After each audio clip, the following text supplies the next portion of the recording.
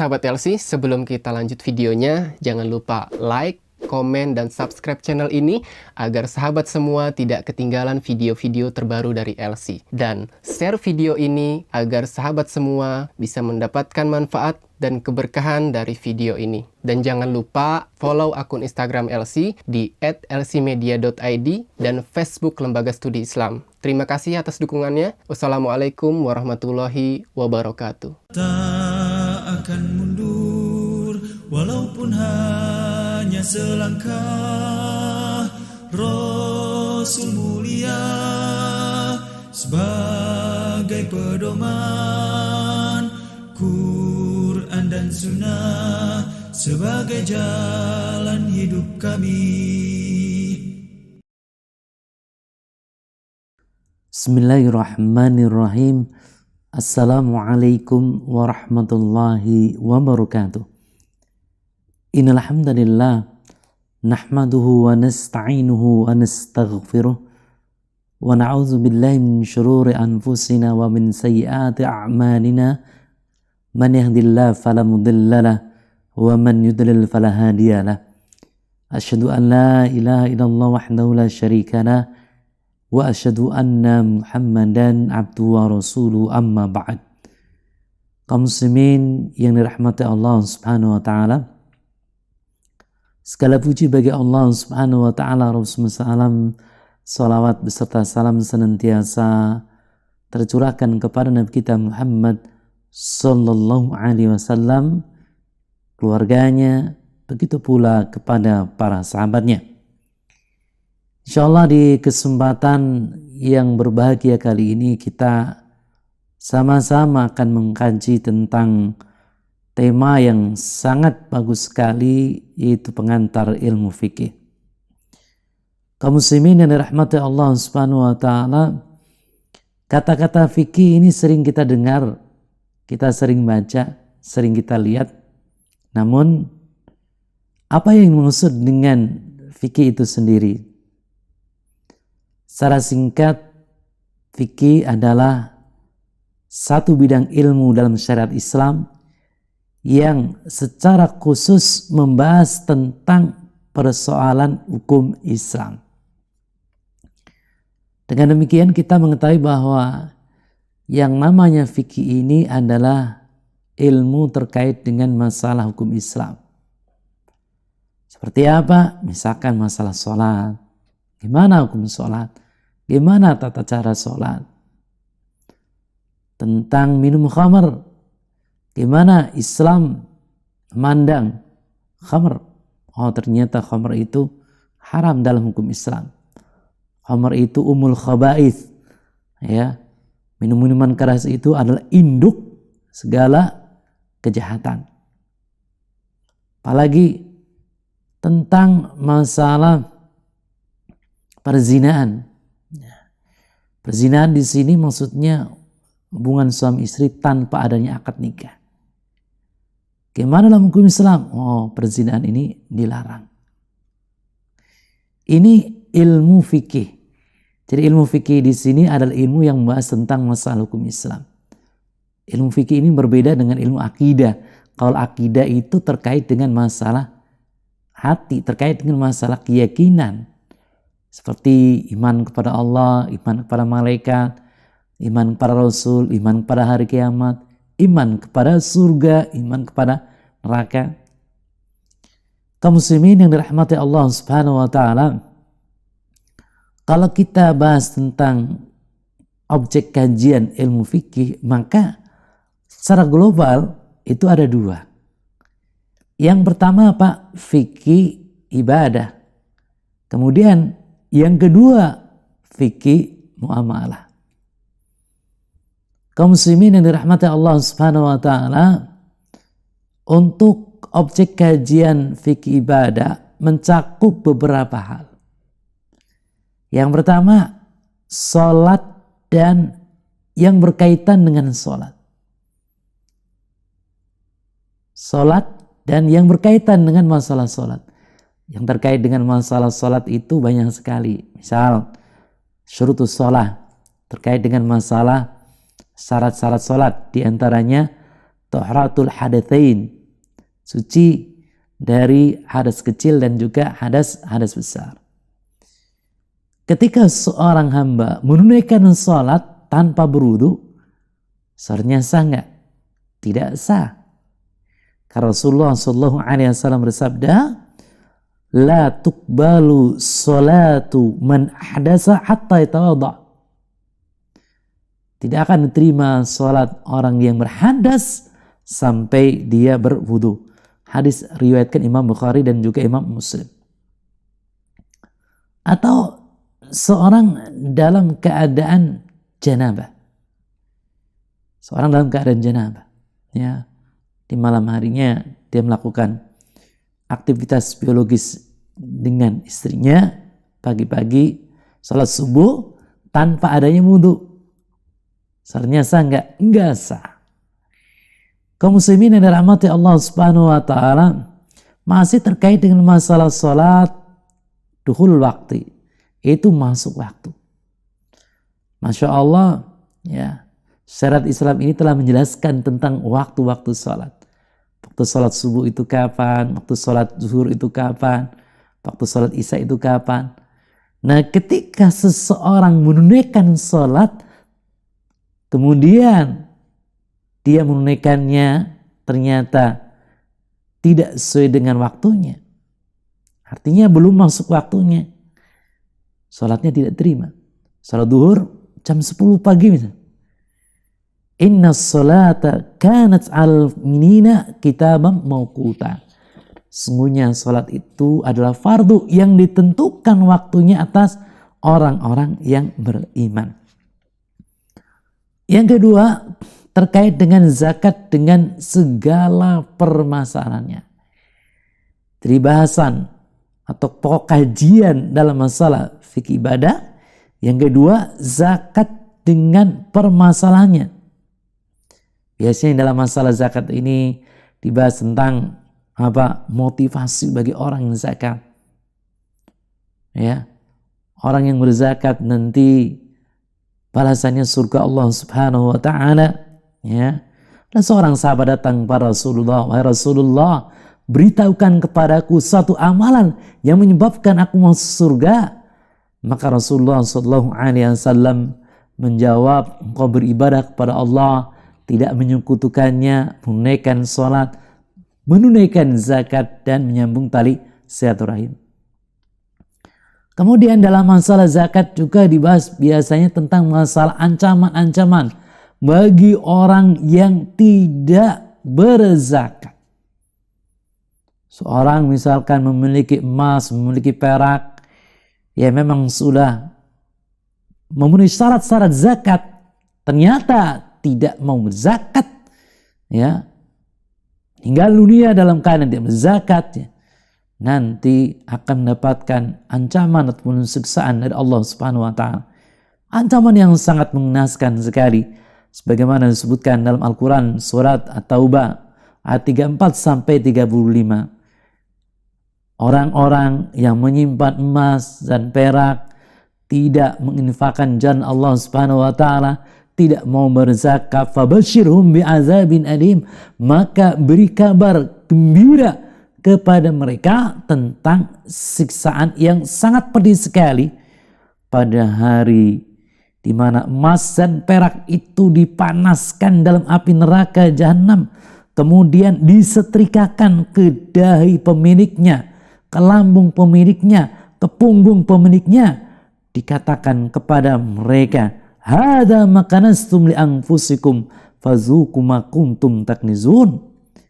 Inilah harta benda kalian yang kalian simpan untuk diri kalian sendiri, maka rasakanlah sekarang akibat dari apa yang kalian simpan itu. Kaum muslimin yang dirahmati Allah Subhanahu wa taala, dalam masalah zakat juga dibahas tentang masalah apa? Ya, masalah tentang mustahik zakat. Siapakah yang berhak, ya, mendapatkan harta zakat? Ada fakir, ada miskin, pengurus-pengurus zakat, ada mu'alaf yang bujuk hatinya, kemudian juga untuk memerdekakan budak, gharimin, orang-orang yang berhutang, kemudian fisabilillah, ya. Inilah mustahik zakat, ya. Kemudian juga apa? Ibnu sabil, orang yang dalam perjalanan namun kehabisan bekal. Yang ketiga adalah puasa dengan segala permasalahannya. Jadi permasalahan tentang masalah fikih ibadah. Yang ketiga adalah puasa dengan segala permasalahannya. Dalam masalah puasa itu dibahas masalah apa? Hukum puasa. Di mana hukum puasa itu apa? Wajib. Ya, wajib. Ya, wajib bagi siapa? Bagi kaum muslimin. Ya, bagi kaum muslimah juga ketika sudah mencapai usia apa? Balik, ya, kemudian bukan dalam perjalanan, dia mukim, dia tidak sakit, dia tidak haid dan tidak nifas, ya, ketika dia seorang muslimah. Kemudian juga dalam masalah zakat diatur tentang masalah, dalam masalah puasa juga diatur tentang masalah waktu puasanya, rentang waktunya itu kapan? Dari mulai kapan? Fajar sampai terbenam matahari. Wa kulu washrabu hatta yatabayyana lakumul khaytul abyad minal khaytil aswad minal fajri. Allah Subhanahu wa ta'ala terangkan dalam ayat ini bahwa hendaklah kalian makan, minum hingga terang bagi kalian benang putih dari benang hitam, itu fajar. Kalau sudah azan, nggak boleh makan. Sumatimus siyam ilal lail, kemudian sempurnakan puasa sampai malam hari. Maksud sampai malam hari di sini maksudnya adalah sampai dengan maghrib. Sampai dengan maghrib itu. Ya. Kaum muslimin yang dirahmati Allah Subhanahu wa ta'ala. Kemudian juga dibahas tentang masalah syarat sah puasa, sunah-sunah puasa, pembatal-pembatal puasa, dan juga yang lain-lain. Kaum muslimin yang dirahmati Allah Subhanahu wa ta'ala, kemudian dalam masalah fikih ibadah yang kelima dibahas tentang masalah haji dengan segala permasalahannya. Ya, pokok pembahasan masalah haji itu ada hukum haji, keutamaan haji, syarat-syarat menunaikan ibadah haji, rukun haji, ya, dan juga yang lain-lain. Sebagaimana kita ketahui bersama, hukum haji itu adalah apa? Wajib tentunya bagi orang yang mampu, ya, bagi orang yang mampu, ya, dan dilaksanakan seumur hidup, bukan setiap tahun. Sehingga pada zaman Rasulullah SAW ada seorang bertanya kepada Rasulullah SAW, Rasulullah, ya, bagaimana ibadah haji itu? Apakah ibadah haji itu wajib setiap tahun? Maka Rasulullah SAW menjawab tidak wajib setiap tahun, seumur hidup sekali. Kalau aku katakan wajib setiap tahun, niscaya kalian tidak akan mampu melaksanakannya. Kaum muslimin yang dirahmati Allah Subhanahu wa ta'ala, selanjutnya yang kedua adalah fikih muamalah. Tadi kan telah dibahas bahwa cakupan ilmu fikih itu ada dua, yaitu yang pertama apa? Fikih apa? Fikih ibadah. Di mana fikih ibadah mencakup masalah sholat, kemudian puasa, haji, kemudian zakat. Nah, sekarang ya, cakupan fikih yang kedua, fikih muamalah.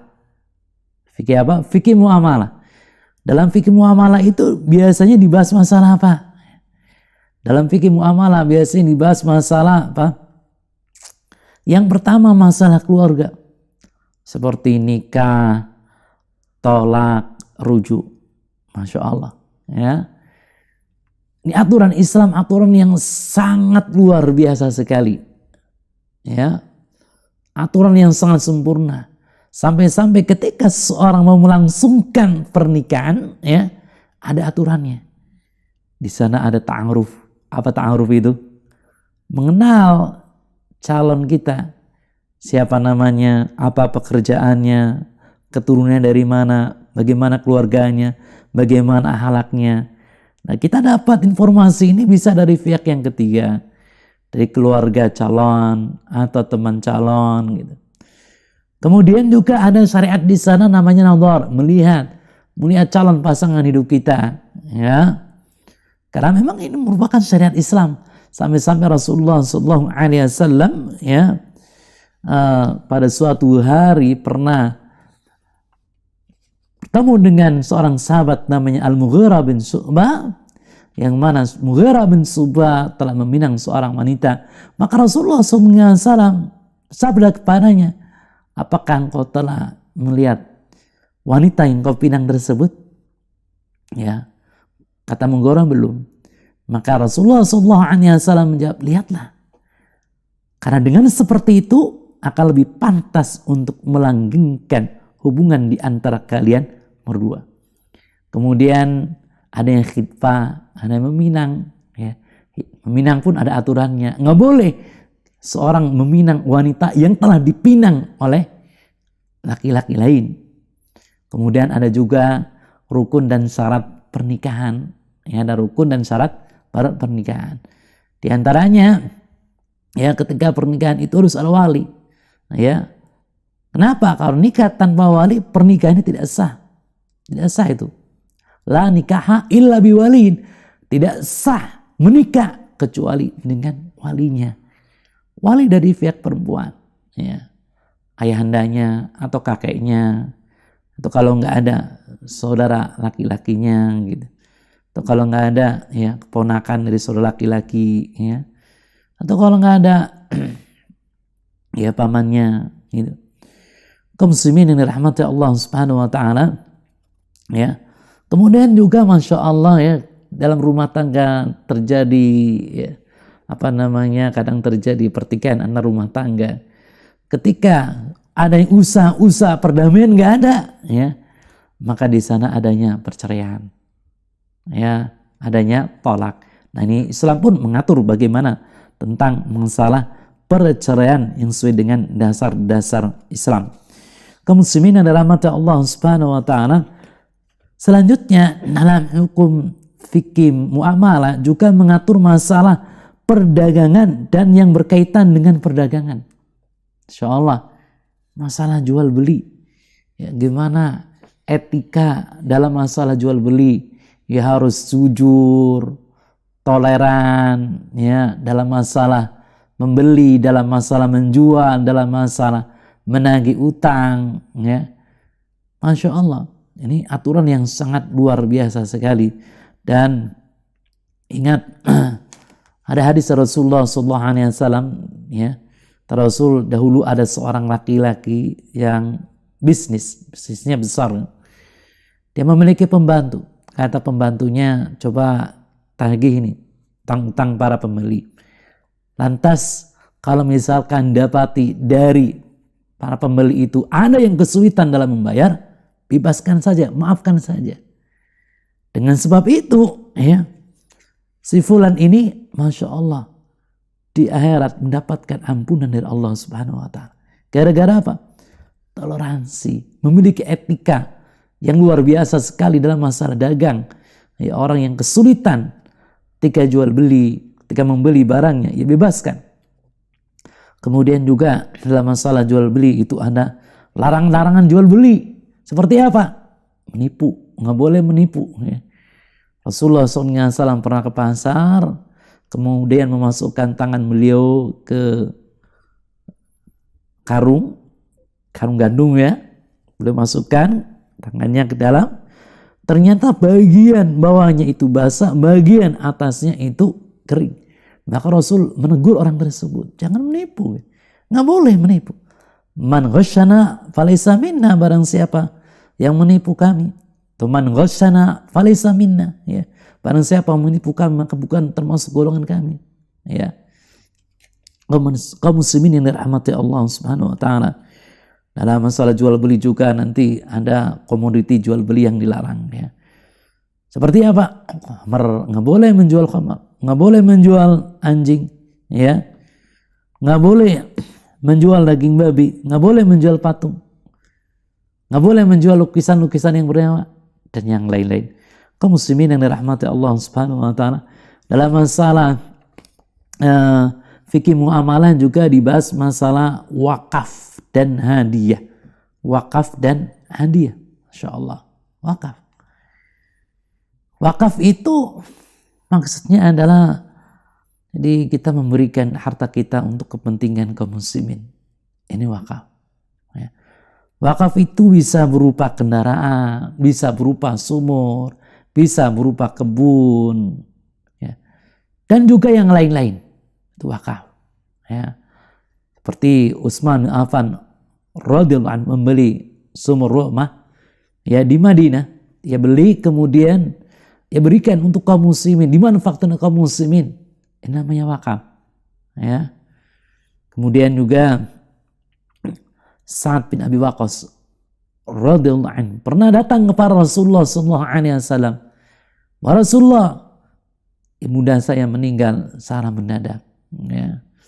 Rasulullah, ada kebun di sana. Bagaimana kalau kebun tersebut saya wakafkan?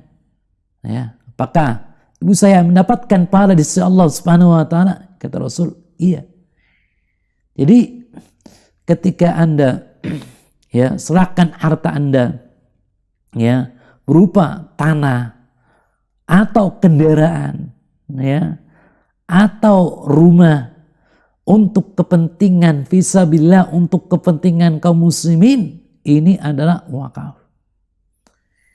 Kemudian juga dalam fikih muamalah ya berbicara masalah hadiah ya, seorang memberikan sesuatu kepada orang lain ya tanpa memiliki niat untuk mendapatkan imbalan ya, ini hadiah namanya tahabu. Hendaklah kalian saling memberikan hadiah, niscaya kalian saling mencintai. Ya, kita berikan hadiah kepada teman kita. Dalam hukum Islam boleh.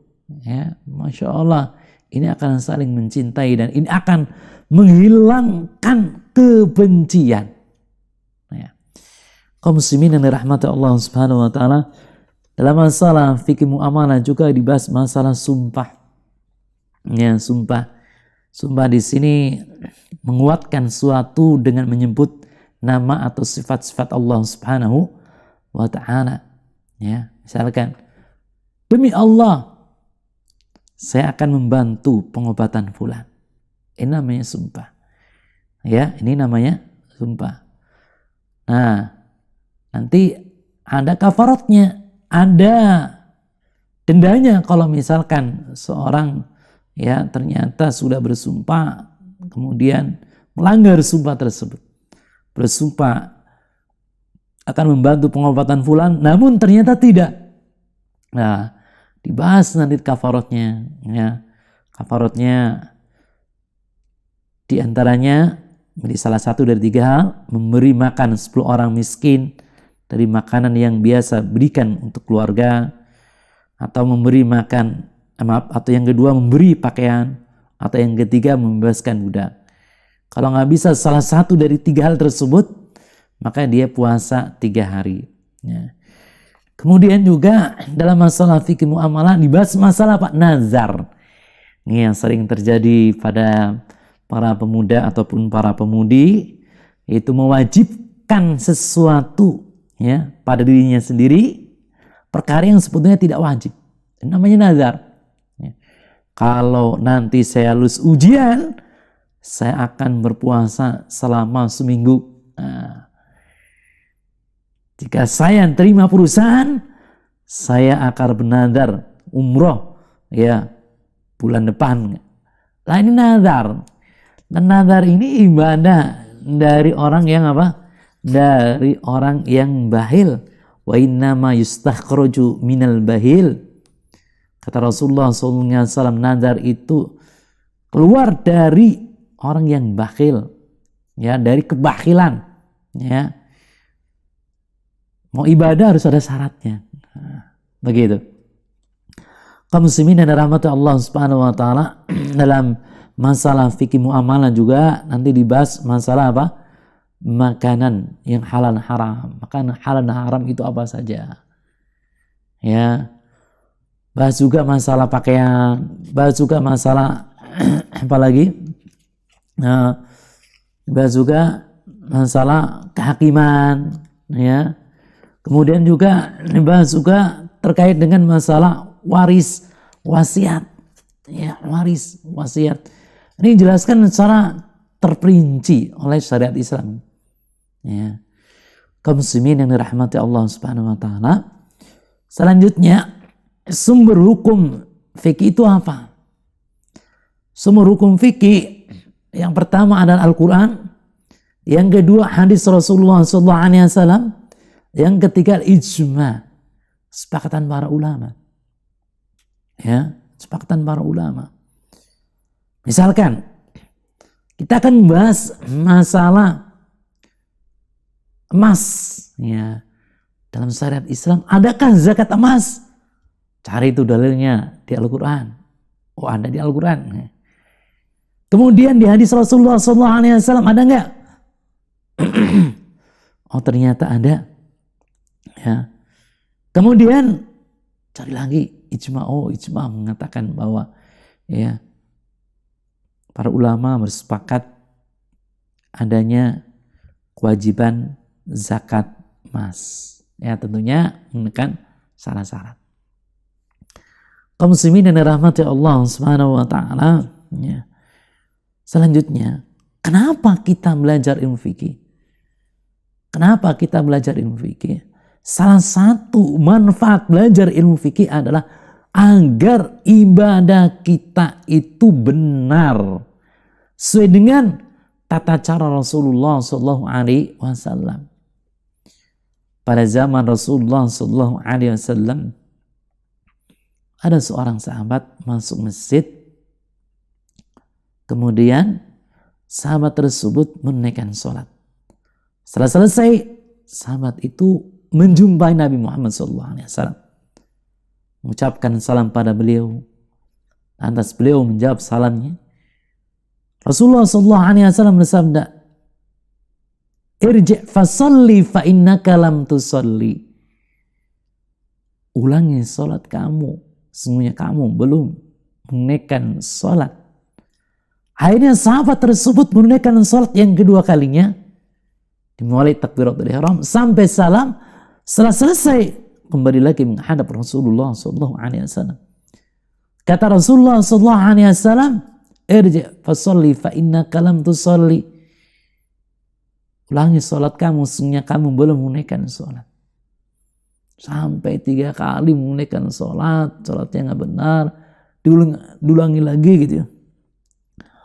Kemudian sahabat tersebut berkata, "Wahai Rasulullah, ajarkan kepada saya bagaimana tata cara sholat yang benar." Lantas beliau sallallahu alaihi wasallam mengajarkan kepada sahabat ini tata cara sholat yang benar. Kata Rasulullah sallallahu alaihi wasallam, apabila engkau hendak menunaikan sholat, maka wudulah dengan sempurna. Kemudian menghadap ke arah kiblat. Kemudian bertakbirlah. Kau baca sesuatu yang mudah bagimu. Kemudian apabila engkau rukulah dengan tumaknina. Apabila engkau bangkit dari ruku, i'tidallah dengan tumaknina, jangan terburu-buru, jangan tergesa-gesa.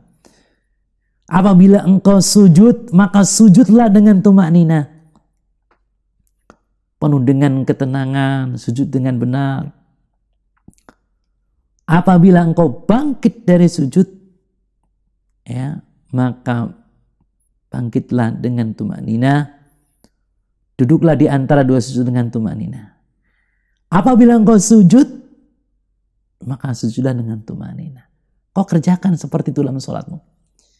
Kaum muslimin yang dirahmati Allah Subhanahu wa taala, sahabat ini, ya, ternyata ketika menunaikan sholatnya tidak tumaknina, cepat sekali, ekspres sekali. Akhirnya diajarin oleh Rasulullah SAW tata cara sholat yang benar. Nah, ketika kita belajar ilmu fikih, maka insya Allah ibadah kita akan benar. Ibadah kita akan sesuai dengan petunjuk Rasulullah SAW. Ya, misalkan puasa. Ya, ternyata tersebar di masyarakat adanya puasa 7 hari. Puasa mutih 7 hari. Puasa mutih 40 hari. Ini sesuai dengan Rasulullah atau tidak? Kita belajar fikih. Oh, ternyata ya di kajian ilmu fikih terkait dengan masalah puasa, nggak ada namanya puasa sunnah 7 hari. Nggak ada namanya puasa sunnah 40 hari, puasa mutih. Nggak ada. Yang ada ya puasa sunnah Senin Kemis. Puasa sunnah tanggal 9 Dzulhijjah, puasa Arafah namanya. Puasa Ayyamul Bid tanggal 13, 14, 15 Hijriah. Kemudian puasa Asyura 10 Muharram. Dianjurkan puasa tanggal 9 juga. 9, 10 Muharram. Ya. Ini puasa ya. Ya, puasa 6 hari bulan Syawal. Ini puasa yang sunnah. Ya. Jadi kalau kita belajar ilmu fikih, insya Allah Ta'ala nanti ibadah kita akan benar. Nah, sayang sekali ketika kita beribadah, ibadah kita tidak sesuai dengan contoh Rasulullah SAW, ibadah kita tertolak. Rasulullah SAW bersabda, "Man amila amalan laisa li amruna fahuwa raddun." Barang siapa melakukan suatu amalan, ya amalan tersebut tidak sesuai dengan contoh kami, amalan itu tidak sesuai dengan panduan Rasulullah SAW, amalan tersebut tertolak. Kaum muslimin yang dirahmati Allah Subhanahu wa taala, demikian apa yang kami sampaikan. Mudah-mudahan bermanfaat. Assalamualaikum warahmatullahi wabarakatuh. Tak akan mundur walaupun hanya selangkah. Rasul mulia sebagai pedoman, Quran dan Sunnah sebagai jalan hidup kami.